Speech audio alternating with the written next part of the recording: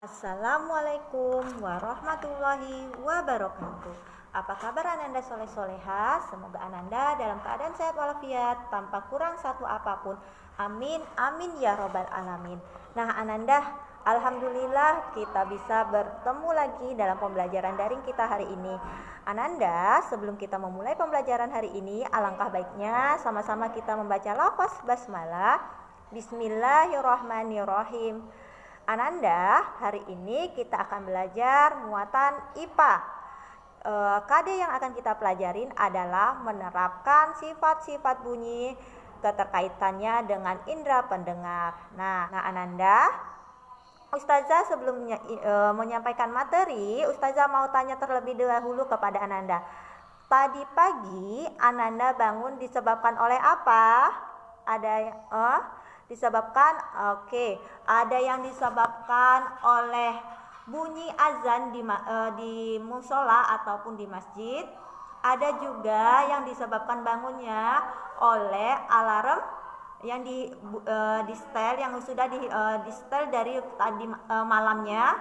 Ada juga yang bangun karena suara ibunya yang membangunkannya. Nah, dari ketiga tersebut itu merupakan sumber bunyi. Nah, hari ini kita akan belajar tentang bunyi.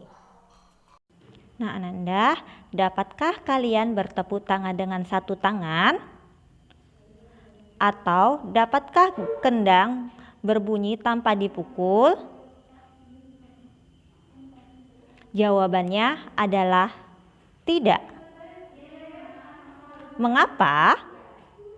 Karena bunyi hanya dapat dihasilkan oleh dua atau lebih benda yang bertemu dan menghasilkan getaran.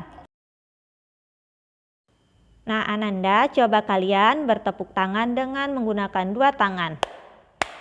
Nah, kita bertepuk tangan menggunakan dua tangan akan menghasilkan bunyi. Nah, tahukah kalian apa itu bunyi? Bunyi adalah merupakan sebuah getaran di udara yang dihasilkan oleh sumber bunyi. Sumber bunyi adalah benda yang dapat menghasilkan bunyi dan dapat dibedakan berdasarkan cara menghasilkannya. Contohnya di sini Ustazah punya. Yang pertama adalah kendang, dia dapat menghasilkan bunyi ketika dipukul. Kedua, kecapi, dia menghasilkan bunyi ketika dipetik.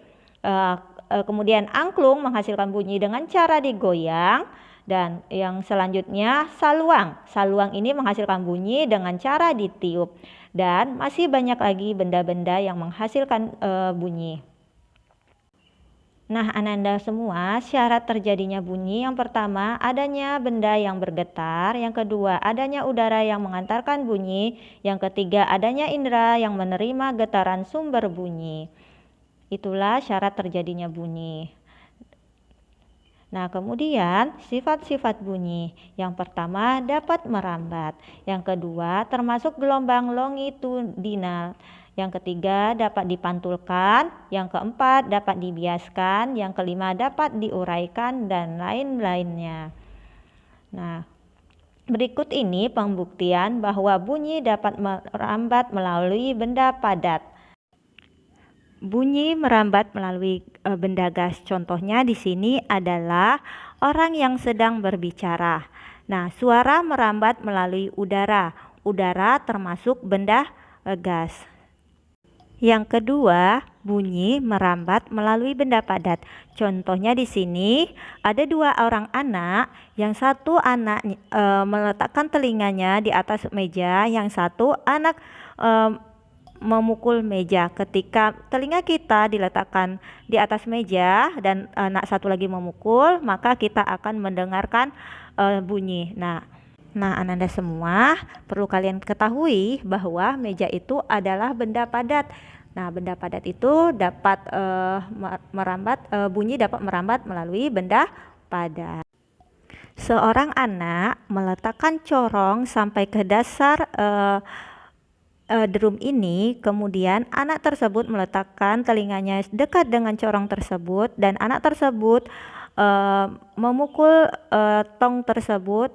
Ketika dipukul dia mendengarkan bunyi. Nah, ternyata di dalam tong itu ada air. Nah, air itu merupakan benda cair sehingga bunyi dapat merambat melalui benda cair.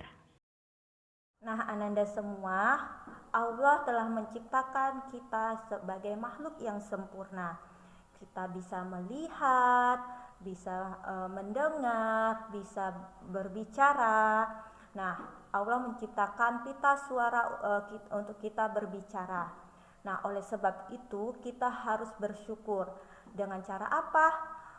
Kita gunakan mulut kita berbicara yang bagus-bagus, yang baik-baik. Kita gunakan untuk menghafal Al-Quran, untuk mengaji, untuk beristighfar, dan hal-hal yang positif sebagai tanda syukur kita kepada Allah. Nah, Ananda semua, sampai di sini dulu penjelasan dari Ustazah. Semoga Ananda paham dan mengerti apa yang Ustazah jelaskan.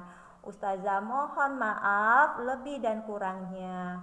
Nah, untuk kesempatan pertemuan berikutnya, insya Allah akan Ustazah jelaskan kembali tentang materi bunyi ini, supaya Ananda lebih paham dan dapat mendapatkan ilmu yang lebih banyak lagi. Dan alangkah baiknya kita akhiri pembelajaran ini sama-sama membaca lafaz hamdalah, alhamdulillahirabbil alamin, dan kita tutup dengan doa kafaratul majelis. Subhanakallahumma wa bihamdika asyhadu alla ilaha illa anta astaghfiruka wa atubu ilaik. Amin. Ustazah akhiri, wassalamualaikum warahmatullahi wabarakatuh.